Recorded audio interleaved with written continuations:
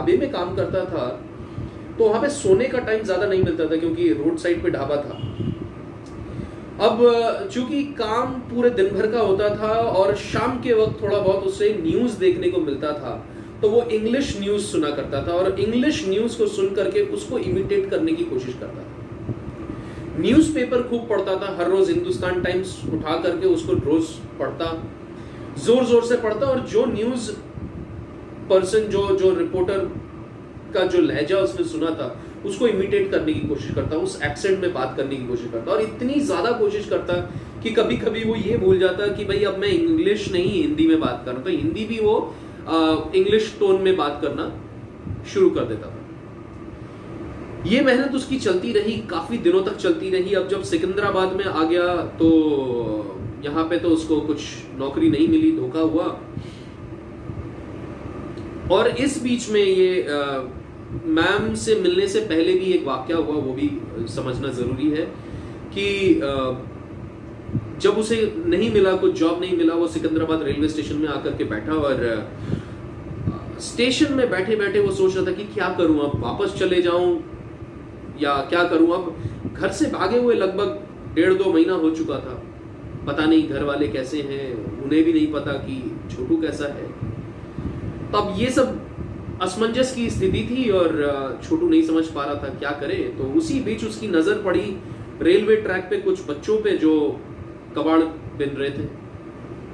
उनके पास जाकर के वो पूछता है कि भाई ये क्या कर रहे हो, और सारे सवाल जवाब पूछते हैं। पता चलता है कि भाई ये कबाड़ी यहाँ से बिन करके वो लेके जाते हैं कबाड़ी वाले के पास, वहां पे बेचते हैं, उनसे पैसा मिलता है। छोटू इस काम पे लग गया, वहां से प्लास्टिक उठाता, कबाड़ी वाले को जाके बेचता, पैसे मिलते, उसी तरीके से काम कर रहा था। लेकिन हर रोज अंग्रेजी का अभ्यास करना उसने नहीं छोड़ा। हर रोज मजाक बहुत लोगों ने उड़ाया उसका, कौवा चले हंस की चाल, और पता नहीं क्या क्या उसको सुनना पड़ा, लेकिन उसने छोड़ा नहीं, वो करता गया। इस बीच में ये जो मैं मैम की बात कर रहा हूँ, उनसे भी उसकी मुलाकात हुई, उनसे भी काफी हेल्प मिला। उनके हेल्प के साथ साथ ये कबाड़ बीनने का भी काम करता रहा और अपना रख रखाव तो वो कर ही पा रहा था इस काम के चलते। अब दोबारा इंटरव्यू देने के लिए वो पहुंचा है। कपड़े तो खैर वैसे ही थे, कपड़ों में कोई परिवर्तन नहीं हुआ, लेकिन हाँ अब अंग्रेजी थोड़ी बहुत समझ में आनी शुरू हो गई थी, बोलना भी शुरू हो गया। पहला इंटरव्यू दिया, रिजेक्शन, दूसरा दिया रिजेक्शन, तीसरा दिया रिजेक्शन, चौथे में उसे एक जॉब मिली, domestic call center Secunderabad. Job में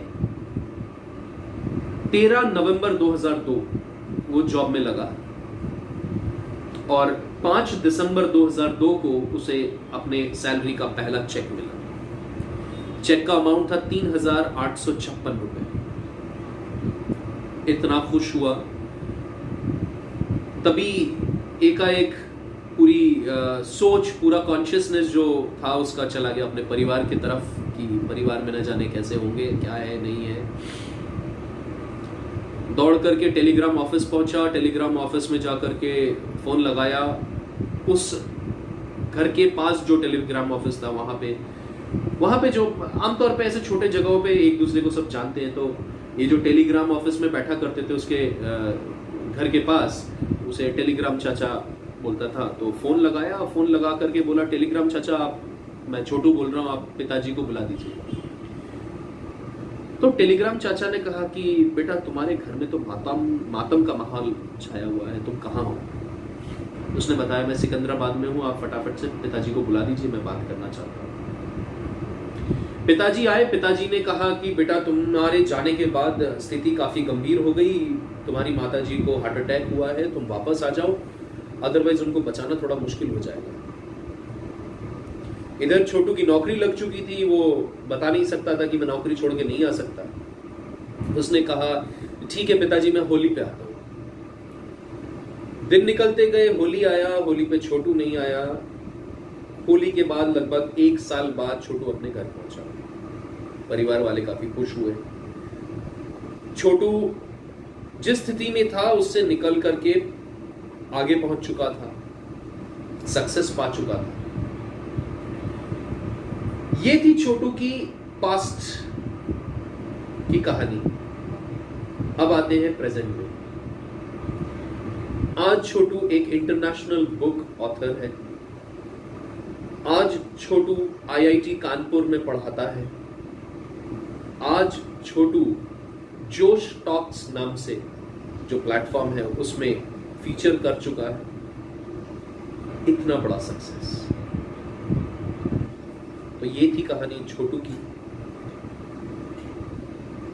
इस चैनल पे बने रहिए। अभी तक अगर आपने सब्सक्राइब नहीं किया है तो समझ सकते हैं सब्सक्राइब करना कितना जरूरी है। और एक और बात बताऊंगा कि आपके घर में अगर कोई भी बच्चा है जो 10वीं 12वीं 11वीं या उससे छोटा या उससे बड़ा, उसको ये कहानी जरूर सुनाइए, क्योंकि हमें सुनने से काफी फर्क पड़ता है, काफी हमें प्रेरणा मिलती है, काफी रोड मैप क्लियर होता है। और एक और बात बताना चाहूंगा कि अगले वीडियो पे मैं आपसे मिलवाऊंगा छोटू। जी हां, बने रहिए। छोटू हमारे साथ अगले वीडियो में होंगे और उनका असली नाम मैं आपको बताऊंगा।